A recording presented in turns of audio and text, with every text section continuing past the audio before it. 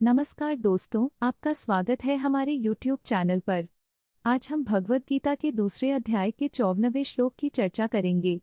इस वीडियो में हम जानेंगे कि कैसे इस श्लोक में दी गई शिक्षाएं हमारे जीवन में महत्वपूर्ण हैं। अगर आपको हमारा कंटेंट पसंद आए तो कृपया लाइक और सब्सक्राइब करें। आइए इस श्लोक के माध्यम से ज्ञान की गहराइयों में उतरते हैं।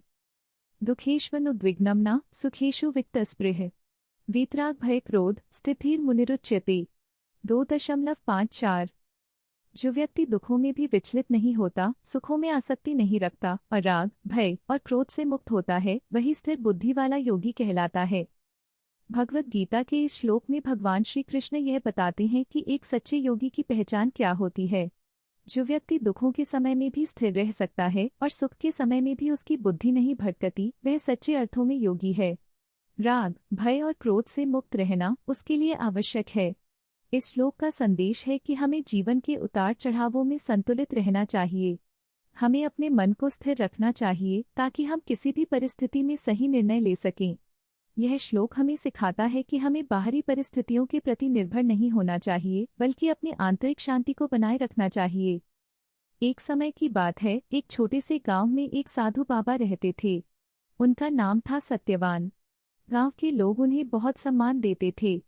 एक दिन गांव में एक बड़ा संकट आया जब एक भयंकर बाढ़ आई। सभी लोग डरे हुए थे और गांव में हाहाकार मच गया। बाढ़ में सब कुछ बहने लगा।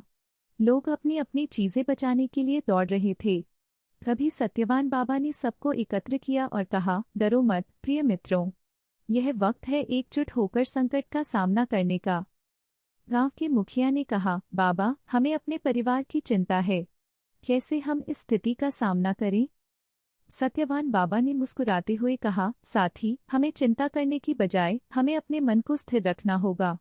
दुखों में विचलित नहीं होना चाहिए। अगर हम अपने मन को शांत रखें तो हम सही निर्णय ले सकेंगे। बाबा ने गांव वालों को मिलकर एक योजना बनाने के लिए कहा। सबने मिलकर अपने अपने घरों से जरूरी सामान इकट्ठा किया और एक सुरक्षित स्थान पर जाने का निर्णय लिया। बाढ़ के बाद जब सब कुछ ठीक हो गया तो गांव के लोग सत्यवान बाबा के प्रति आभार व्यक्त करने लगे। एक युवक ने कहा, बाबा, आपने हमें सिखाया कि जीवन में सुख दुख आते रहते हैं, लेकिन हमें हमेशा स्थिर रहना चाहिए। सत्यवान बाबा ने कहा, बिल्कुल सही कहा तुमने।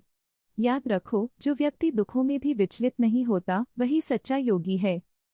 इस प्रकार गांव वालों ने सत्यवान बाबा से सीखा कि जीवन के उतार चढ़ाव में संतुलित रहना कितना महत्वपूर्ण है। तो दोस्तों, इस कहानी से हमें यह सीखने को मिला कि हमें जीवन की कठिनाइयों में भी स्थिर रहना चाहिए। अगर आपको यह कहानी पसंद आई तो कृपया लाइक और सब्सक्राइब करें और हमारे चैनल पर और ऐसे ज्ञानवर्धक वीडियो देखने के लिए बने रहें।